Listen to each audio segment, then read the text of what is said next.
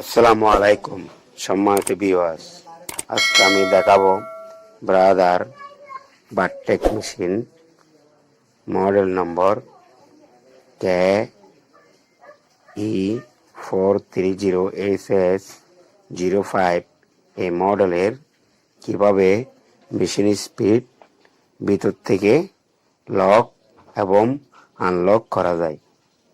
তো সম্মানিত অডিয়েন্স, আমার এই চ্যানেলটি যদি সাবস্ক্রাইব না করে থাকেন এখনই সাবস্ক্রাইব করে দিবেন, পাশে থাকা বেল আইকনটি বাজিয়ে দিবেন। আমার এই ভিডিওটি ভালো লাগলে লাইক দিবেন, কমেন্ট করবেন এবং শেয়ার করে দিবেন। তো এখন আমি আপনাদেরকে মেশিন চালিয়ে দেখাতেছি কত স্পিডে মেশিন চলতেছে। তা আপনারা দেখতেছেন অনেক স্পিডে মেশিন চলতেছে। তা আমি ভিতর থেকে সেই স্পিডটা কিভাবে কমিয়ে দিব সেই বিষয়টা আপনাদেরকে দেখাবো। তো এখন দেখেন, আমি সর্বপ্রথম সুইচ অফ করে দিব। সুইচ অফ করার পরে আবার হোম বাটন চাবি ধরে সুইচ অন করব।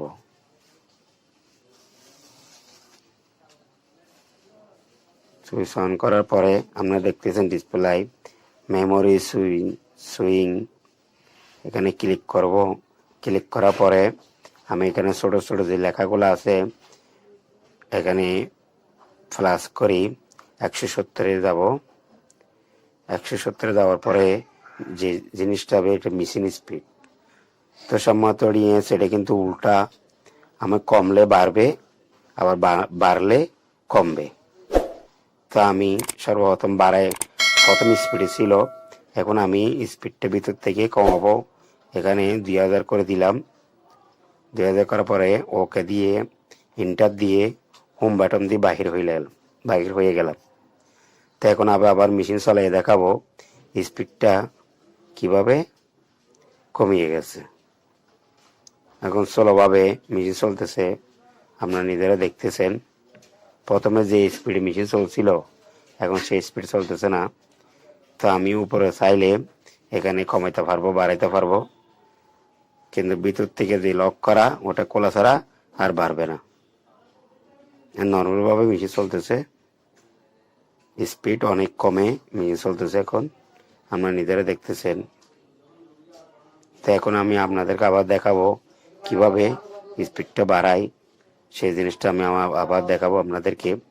হোম বাটন চাবি ধরি আবার সুইচ অন করব। অন করার পরে আবার মেমোরি সুইং যাব। এবার ছোট ছোট যে লেখাগুলো আছে ওগুলোর মধ্যে 170-এ যাব। 170-এ যাওয়ার পর আমি এখানে যে 2000 ছিল এখানে আমি এখন 500 করে দিব। আপনারা দিদিরা দেখতেছেন, প্লাস মাইনাস করে এখানে 500 করে দিলাম। 500 করার পরে ওকে দিব।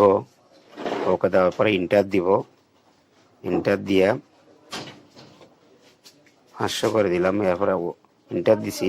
দেওয়ার পরে হোম বাটন চাপ দিয়ে আমি আবার বাইরে হয়ে গেলাম। এখন আবার নর্মালে চলে আসছে।